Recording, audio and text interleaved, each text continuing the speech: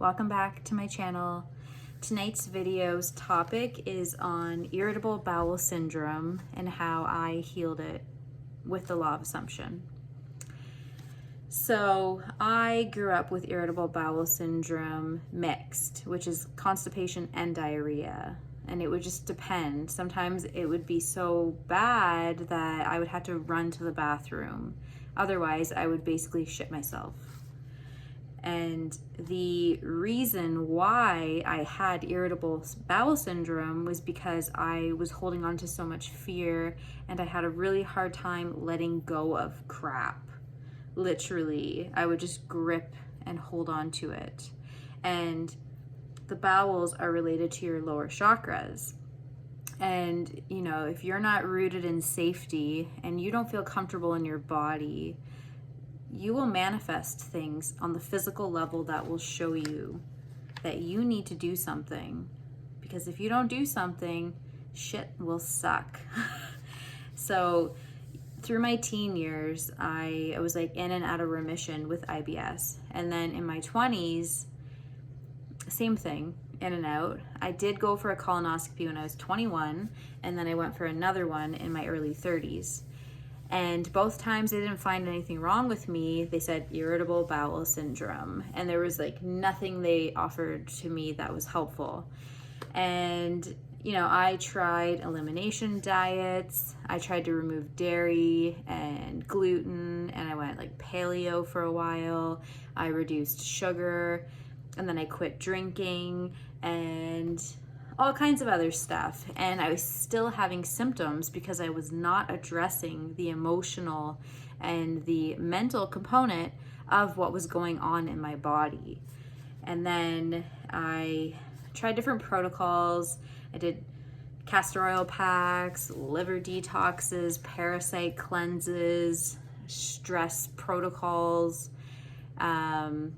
enemas at one point. And then, you know what? I decided there has to be something different. And I learned about Neville Goddard and I started studying the law of assumption. And I realized that I was continuing to give life to the state of irritable bowel syndrome. The person who has bowel issues. I chose to identify as that person, so I expected and experienced shit around shit. And I would talk about shit all the time. I would complain to people about my bowels and I would not go places because of it. I would avoid social situations. And, you know, it was not fun. It interfered with dating. It interfered with intimacy.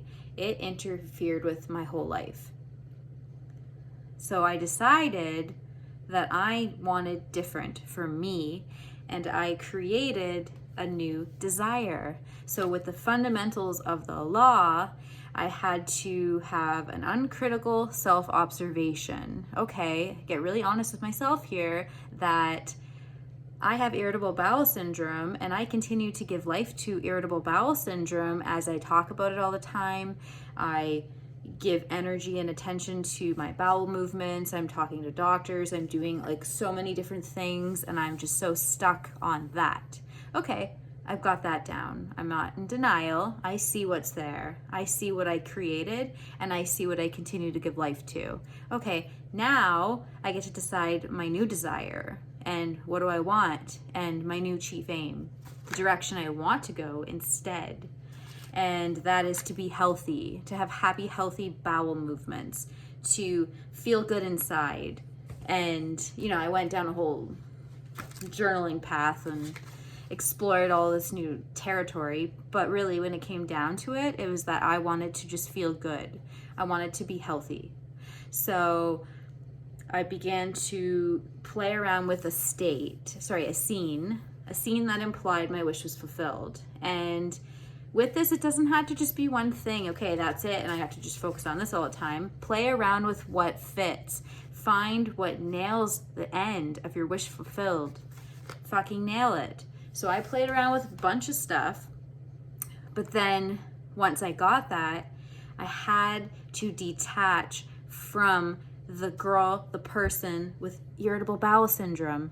So this meant every day becoming indifferent to anything that was about IBS, to not add meaning to it, and to bring myself into the new. It was a constant bringing myself into the new.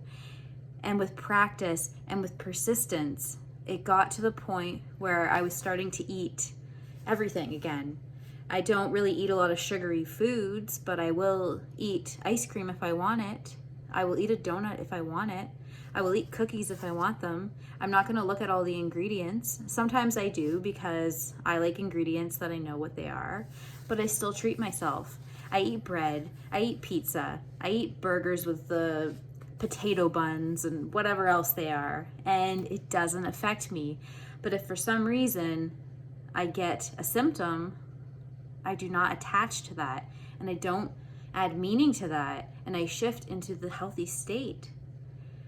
And now I do not have IBS, and I don't see doctors. I don't go and get testing anymore.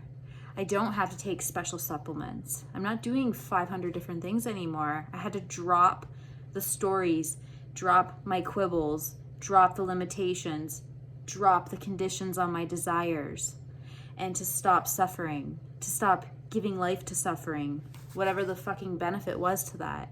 There was reasons that I was motivated to continue on that path. Maybe I got attention. Maybe I felt like I belonged and fit in because other people around me were that same way. And if I'm better, am I going to be abandoned? Am I going to be alone? Those things were like floating around in there. I had to clean it up. And now I'm no longer suffering, and I'm free from that shitty fucking whatever it was. And you can be free of it too. And you can be free of any sickness, any disease, any of it. I'm not a doctor, and I'm not telling you to not go to a doctor. I'm not telling you to not to do any of those things. I'm telling you that you can heal anything if you truly believe and you make a decision and you stop feeding into the old and put yourself in the new. And if you need help with it, let's chat. And thank you for checking out this video tonight. And I love you guys. Until next time.